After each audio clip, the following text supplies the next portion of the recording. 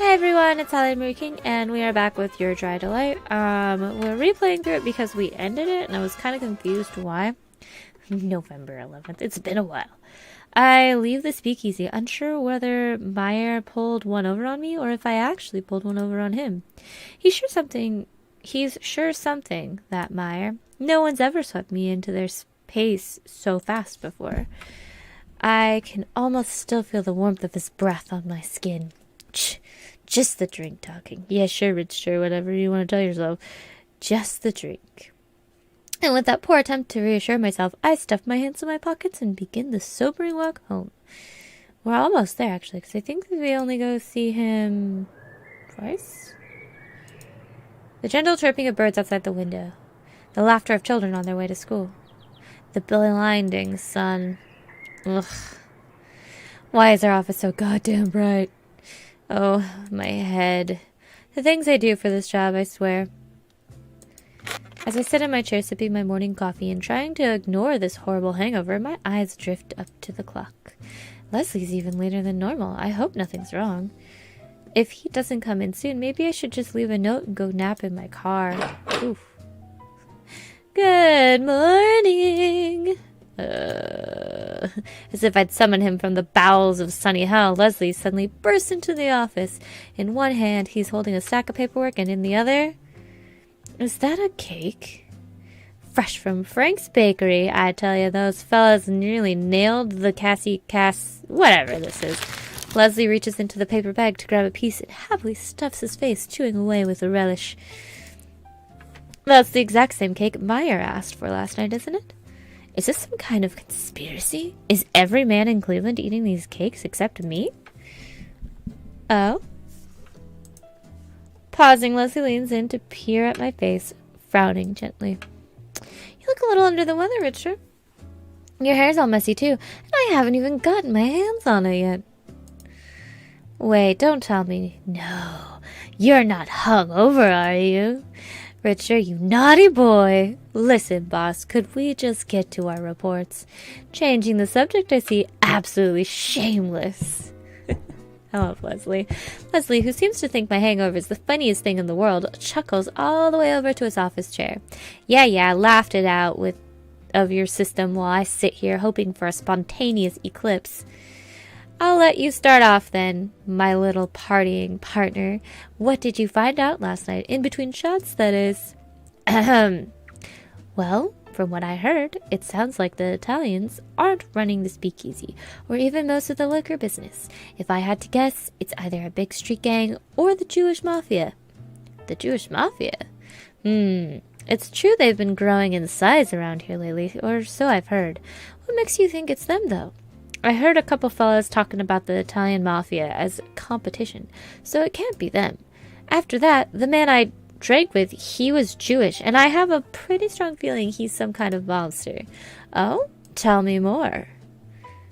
Perking up curiously, Leslie props his chin on his hands and leans forward to gaze at me from across his desk. He's got a bit of whipped cream on the one corner of his mouth, but I pretend not to notice. Guy said his name was Meyer, for starters. He was well-dressed, a little too confident, and... Should I tell Leslie about the flirting? I mean, he doesn't really need to know, and I'd sort of like to enjoy the memory without being scolded, but... And... He flirted with me, and he seemed important. I think he's important. Maybe a spy, maybe an assassin, not sure. Important. Why do you think he was talking to you? Beats me. Sorry, I hit my right click. Beats me. Maybe he just wanted a drinking partner. Leslie drums his fingers on his desk, frowning thoughtfully. He didn't see through your cover? Sure didn't act like it if he did, and I'm still alive, right? Fair point. Maybe your lying skills really have improved. You would think, Leslie. His chair squeaks as he leans back, propping his feet up on the desk. And I just cleaned the mud off it yesterday, too. So, he's important, maybe part of the mafia, but he didn't bump you off? What do you plan to do with him? I was getting to that. Oh, I'm listening. He gestures for me to continue. Meyer offered me a deal for information. A deal? You're serious? I nod, barely resisting the urge to rub my forehead. Details on the mob. Would you stop right-clicking? I'm sorry. Details on the mob in exchange for. This is so ridiculous. I can barely say it out loud. In exchange for a cake. Look at his face. Oh, come off it, Richter. Tell me what he actually wanted. I know you're trying to get revenge for me teasing you, but I'm being serious, boss. He wanted a cake. Pointing at the paper bag that holds Leslie's half-eaten breakfast, I put on the straightest face I can manage. It's from the neighborhood around Little Italy, right? Obviously, that place is owned by the Italian gang, so he can't get too close. But as for why he wants one, I've got no clue, boss. Maybe a kid at home who likes them? Sweet tooth? Forbidden fruit? It reeks of a setup, Richard. Isn't that obvious? Leslie wrinkles his nose about the reaction I'd expected, and really not an unfair one. I thought about that, believe me. But it was a setup. Why would he invite me back? Wouldn't it have been easier to get rid of me right there?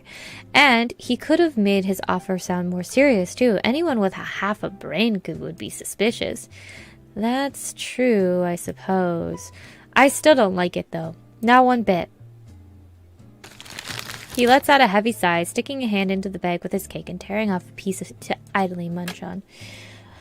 Well, while you were having the time of your life last night, I was chatting with Mr. FBI. Apparently, one of the city's politicians is hosting a big party at a hotel tonight. Thanks to our contact, I've got us passes inside. Because you know what's going to be at that party, my dear Richter? A lot of liquor? A hell of a lot of liquor. Probably provided by the main source in Cleveland. Leslie and I exchanged knowing looks. I can already see what he's getting at. So you want to scope it out for information? It's a good bet and a safe one. Once folks get drunk, there's no telling what kind of juicy information we'll get out of them. If we're lucky, some of it might even be related to our case. I wouldn't count on it. We snicker in our line of work. Both of us have seen our fair share of these ritzy orgies. Orgies, okay. I think you should come to the party with me tonight. With your smarts and my good looks, we're bound to find something out. And if you want my honest opinion, Leslie goes thoughtfully silent for a moment then, and a more serious look darkens his brow. I think this rendezvous at the Speak is too risky. Even if Meyer doesn't mean you any harm, any other mob types around there might not feel the same way. But I also don't think you're green enough to walk into a death trap. Gee, thanks, boss. When I roll my eyes, Leslie offers me a soft, affectionate smile, the kind he only puts on once in a blue moon.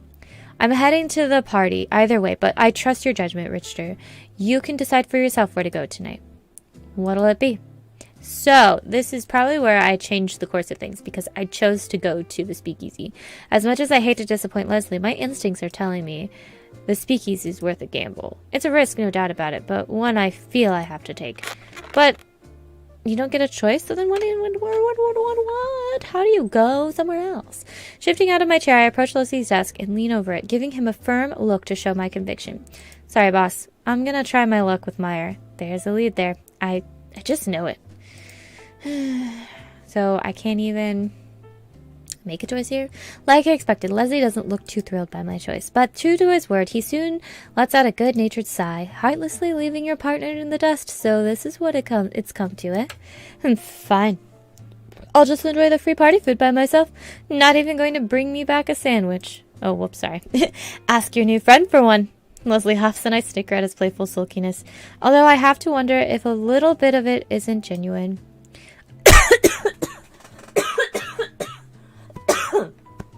I just choked on air. That was lovely. All right. But if you go, promise me you'll station a few officers near the Speakeasy just in case something goes wrong. Whew, you never know when trouble might pop up. Yeah, that's fair. I'll make the calls this morning. Good boy. Then I won't worry. Well, I'll worry less about you. He reaches out to ruffle my hair. Luckily, it was already messy, so he can't inflict much more damage. Now, let's cannonball into that stack of paperwork. Been looking forward to it all morning. We spend the rest of the day going through reports, most of them related to Italian gang activity on the east side. It doesn't exactly put me at ease for when I leave the office, heading towards Little Italy to pick up Meyer's cake. I keep picturing his face, and my mind wanders ponders to how he might react when I hand this to him. Ponders. Will it really make him happy?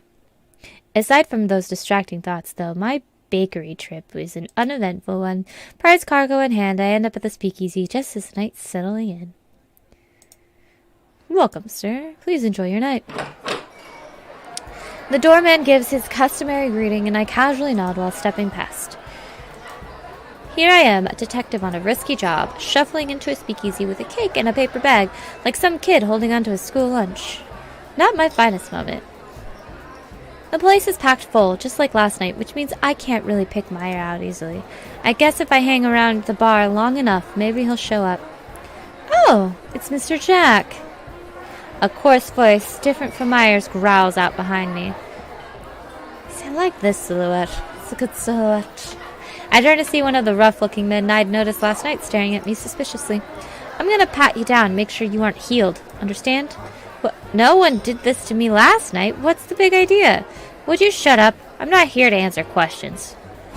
Before I have a chance to protest further, he grabs me and starts patting my pockets, roughly feeling around.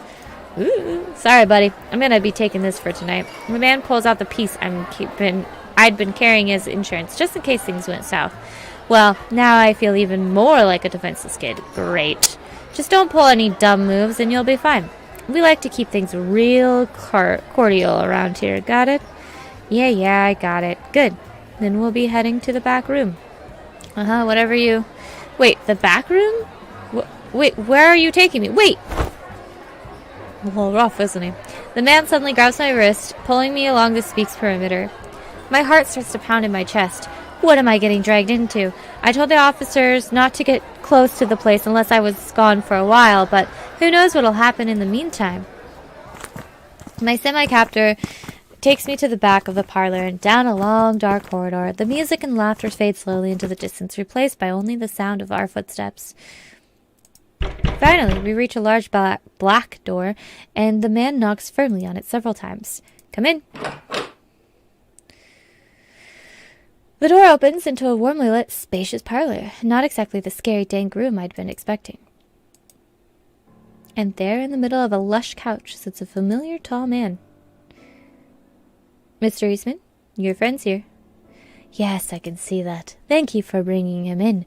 Make sure no one intrudes on us, if you'd be so kind. Yes, sir. With a polite nod, the other man departs, closing the door behind him with a soft click. Once he's gone, Meyer and I stare at each other for a few seconds in silence. I can only think that this dramatic reintroduction was deliberate. He knows I can read the subtext. Well, I got your cake.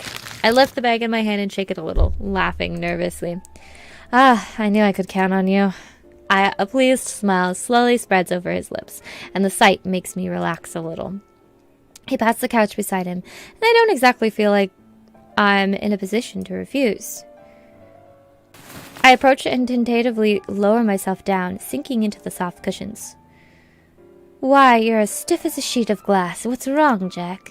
Your secretary back there wasn't exactly the most gentle of fellows. I apologize. They're used to dealing with coarser individuals than yourself. You see, and I forgot to tell him to use kid gloves. It's not that. I just wasn't quite expecting all of this. All of this? You mean a nice back room and a speakeasy? Meyer gives me a faux innocent look. Right, that's obviously what I'm referring to. Anyway, here, your prize. I hope it didn't get smushed when your lackey was jostling me around. I offer Meyer the bag with the cake, and his eyes light up when he takes it from my hands. Wonderful, I can smell it already. Sitzschleck from Den Bright. I am so sorry. Sorry. My rabbi used to say, but I like to pretend it doesn't apply to cakes. He gazes longingly at the bag for a moment, then sets it to the one side. A smile finds its way onto my lips before I even realize it. The way he likes sweets so much really reminds me of Leslie. Oh, before I forget, I have something for you, Jack. Meyer leans around the edge of the sofa, grunting softly before straightening back up with a bottle in hand. Old Forester Kentucky whiskey, the label reads. You remembered? I have an excellent memory, especially when it comes to people who catch my interest. He takes a glass from the table beside him and starts to pour me a drink, humming softly. I notice that he's already got a half-empty cup of coffee for himself, black as the night. This is a quality product right here. I promise there's no Ed involved. Meyer hands me the glass, letting his fingers brush against mine for a moment longer than necessary. Ah, thanks. You're quite the host. You expected anything less? He turns a little bit on the sofa, propping one elbow against the back so he can gaze at me head-on. Feeling slightly embarrassed under his stare, I take a curious sip of the drink. Damn, it goes down so easy. Good enough that I can see why you're not serving it out there. A man has to make a living, unfortunately. Buying and transporting high-quality goods is expensive, not to mention risky. I'd much prefer to serve good liquor over the common swill, but it's not quite feasible yet. He pauses for a thoughtful moment before his eyes flick back to my face soon after. Well, about that information I owe you, assuming you're still interested in work.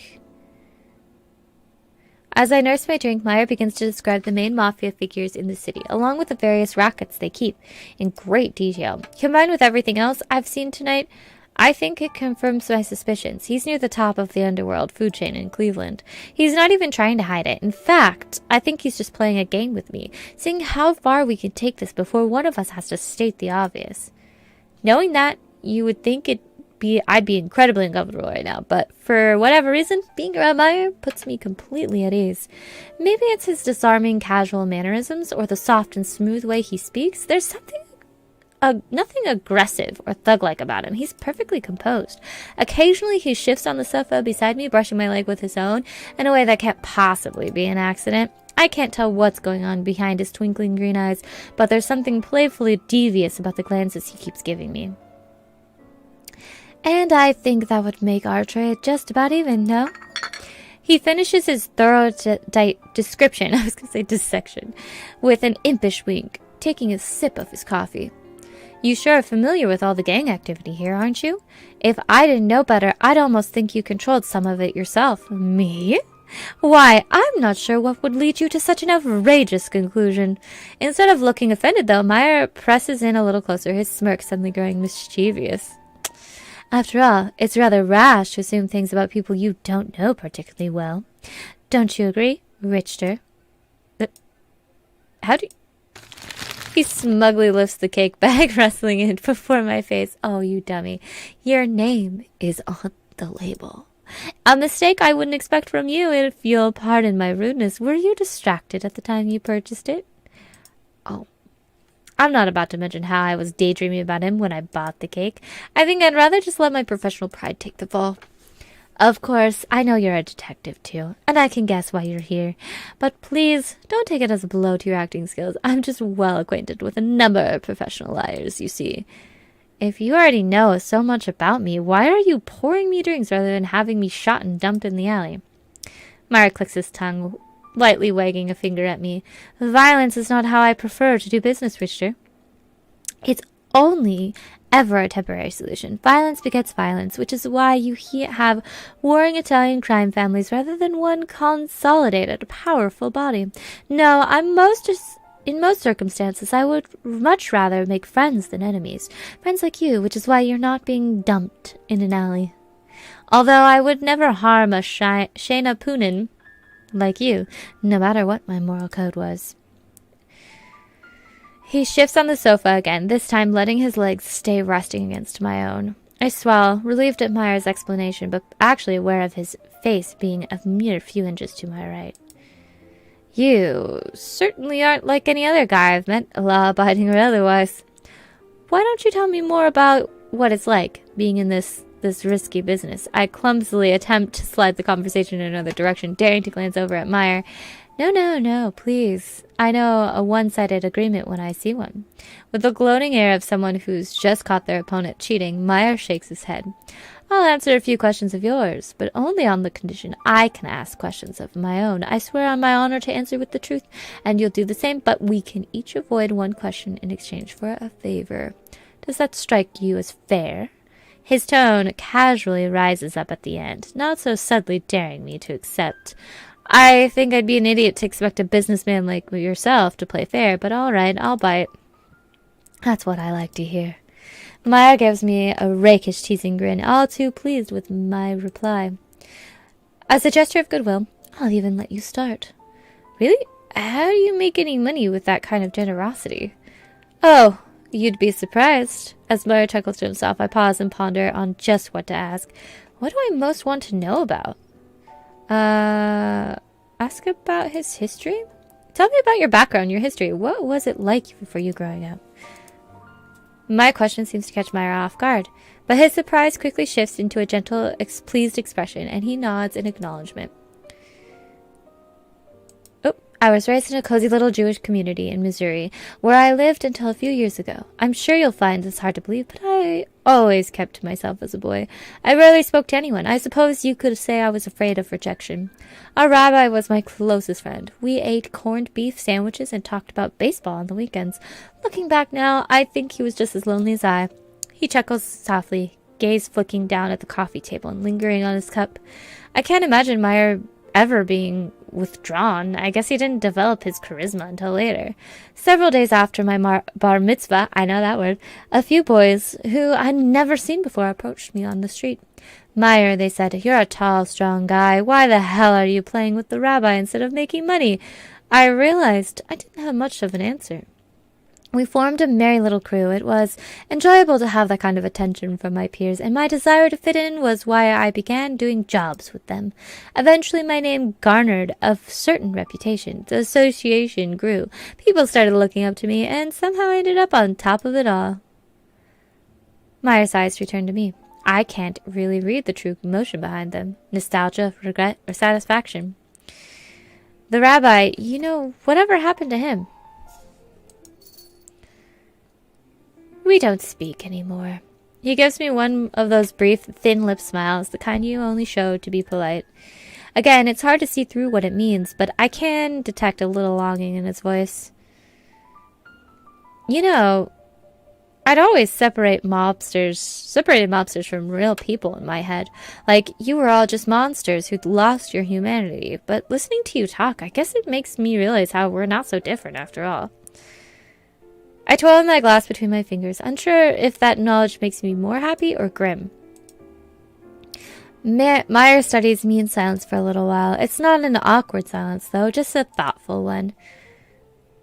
Well, your turn. For a question, you have one. Oh, I have many. When the silence finally breaks, Meyer gives me a wry grin, his eyes momentarily flicking down to my mouth. Yeah, I'm listening. All right. What's your greatest fear? My greatest fear?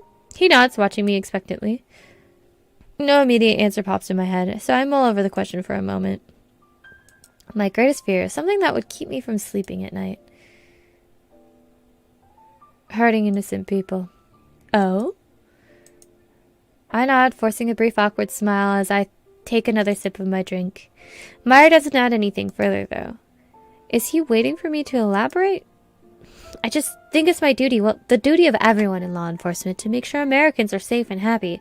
That's why we exist. It's not just a job you do for money. It's a job that lets you go home feeling better about the world, even if it's just for a little bit.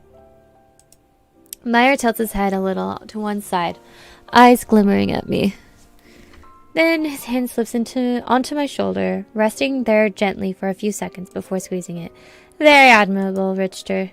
Although I have to wonder just where Volstead fits into that. He trails off curiously. Is he trying to lead me somewhere with that vague comment? Well, it's your turn, isn't it? Why don't you ask me something light-hearted? I don't mind if you get more personal. He leans in a little more, hand still lingering on my shoulder. I can smell the light cologne and the subtle, earthy scent of coffee. I've been trying to desperately keep my nerves under control, but it's getting harder and harder the more Meyer teases into my personal space. Ask if he has a lover, ask what his favorite activity is. Well, what's your favorite thing to do? Favorite hobby, favorite activity. I'm sure you don't just sit around here and drink coffee all day, right? And if I did, would there be something wrong with that? Well, no, I just meant... I know, in fact, I think I know what you mean better than you do. He shamelessly meets my indignant stare, and I don't doubt he's enjoying every moment of it. It depends. What does? My favorite activity depends on whom I happen to be with. Shall I let you figure out the rest, or would you like me to spell it out for you more explicitly? I think I get the idea. Thanks. Your turn. Go on. Pausing, Meyer makes a show of tapping a finger against his bottom lip, turning his eyes towards the ceiling. It's such an obvious display that I know for a fact he's already got his question picked out, and he's just toying with me. I drain the last of my glass in an attempt to act casual, turning my head away slightly. Ah, I've got one, and you will find out the next time we do this. Alright, so we're almost to the point where it started over for me the first time. So if it starts over again, instead of going on with the storyline, I'm gonna stop reading Your Dry Delight. So the next episode may or may not be the last episode. I guess we'll find out in the next episode of Your Dry Delight. If you like this video, please leave a like. If you know someone who would be interested in this kind of content, please share it. I try to upload a visual novel every Monday. If you want more of this content, please subscribe, because it's coming back every Monday. Well, not this particular one. I do about 10 visual novels at a time. It's just that way we have some fun things. So it'll come back. I have a random generator, so it'll randomly come back. Anyway, hopefully I will see you guys next time. Bye.